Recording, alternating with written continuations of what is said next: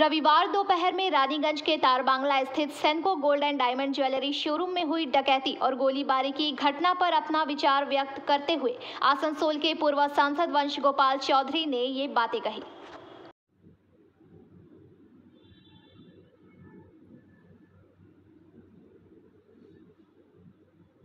খয়রাঞ্চল শিল্পাঞ্চল জুড়ে বারংবার এই দুষ্কৃতিমূলক ঘটনা ঘটছে। কালকেও দেখা গেছে পুলিশের সঙ্গে সামনাসামনি লড়াই, সোনার গহনার দোকানে ডাকাতির ঘটনা ঘটেছে। বারংবার এই ধরনের ঘটনা ঘটছে, কী বলবেন এই বিষয়গুলো নিয়ে? গতকাল আমি কলকাতায় ছিলাম আমার মিটিংয়ের জন্যে, জরুরি একটি ট্রেড ইউনিয়ন মিটিংয়ে আমি কলকাতায় ছিলাম এবং আমি সংবাদ মাধ্যমের কাছ থেকে জানতে পারি যে ভয়াবহ একটা ঘটনা ঘটে গেছে রানীগঞ্জে, যেটা আমার স্বল্প দিনের অভিজ্ঞতাতে নেই। গত 15-20 বছরের মধ্যে এরকম দিন দহরে রানীগঞ্জ বাজারের ওপরে গুলি চালানো, এনএসবি রোডে গুলি চালানো এবং ব্যাংকে এর আগে হয়েছে, সোনার দোকানে ঘটেছে, কিন্তু এইরকম দুর্ধর্ষ ঘটনা ঘটেনি। এর আগে রানীগঞ্জে রামবাগানে একটা ঘটনা ঘটেছিল এবং পুলিশ সেখানে দ্রুত পৌঁছে গিয়ে পরিস্থিতির মোকাবিলা করার জন্যে সেদিন পুলিশের হস্তক্ষেপও খুব দ্রুততার সঙ্গে ভালো হস্তক্ষেপ ছিল, যার ফলে বড় আক্রমণের হাত থেকে একটা পরিবার বেঁচে গিয়েছে। গতকালও একজন সাহসী পুলিশ অফিসার, শ্রীপুর ফাঁড়ির আইসি, তাকে প্রথমেই ধন্যবাদ, অভিনন্দন দেওয়া উচিত সবাইকার, এবং এটা বলার অপেক্ষা রাখে না যে তিনি নিজের জীবন বাজি রেখে এককভাবে এগিয়ে গেছেন, পুলিশের দায়িত্ব পালন করেছেন।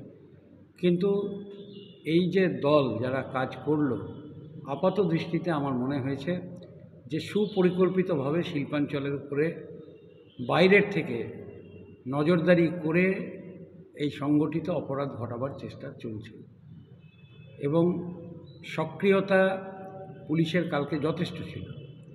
এরপরেও একজন গাড়ির মালিক, তিনি পরিবার নিয়ে যাচ্ছিলেন এবং এই বার্তা, ভয়ঙ্কর খারাপ বার্তা গোটা জেলায় গেছে, রাজ্যে গেছে, যে তাকে গাড়ির থেকে টেনে নামিয়ে গুলি করেছে, তার পরিবারের লোকেরা কোনোভাবে তাকে নিয়ে পালিয়ে যায়। আরেকজনকে গুলি করেছিল যে ওকে রক্ষা করতে এসেছিল, তাকেও অল্পের জন্য সে বেঁচে যায়, বোধহয় সামান্য তার লেগেছে। আসানসোল শহরের ওপরে দুপুরবেলায় এখান থেকে ডাকাতি করে ফিরছিল তারা।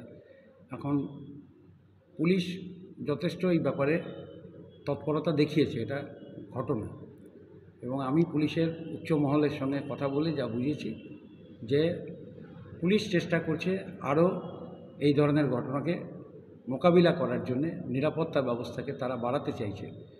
আর এই ঘটনা সম্পর্কে এখনই বিস্তারিত আমি কোনো মন্তব্যে যাব না, যেহেতু এটা পুরোপুরি তদন্তের আওতায় আছে এবং ইতিমধ্যে আমি পুলিশের যা বয়ান দেখেছি প্রেসের মাধ্যমে, গ্রেপ্তার হয়েছে এবং সেটা সঙ্গত কারণে পুলিশ এখন গোপন রাখবে, কারণ এইসব ক্ষেত্রে গোপনীয়তা বজায় রাখাটাই উচিত। সেই জন্য আমি এই তদন্তের ব্যাপারে আর যাতে কোনো বাড়তি অসুবিধা না হয়, আমি এটা নিয়ে আর কোনো মন্তব্য করছি না। কিন্তু পুলিশ যেটা বলেছে উচ্চ মহল থেকে, যে তারা নিরাপত্তার ব্যাপারে পুরো নজরদারি তারা রাখছেন এবং উপর মহল থেকে তারা নিজেরা এটাকে देखभाल করছে।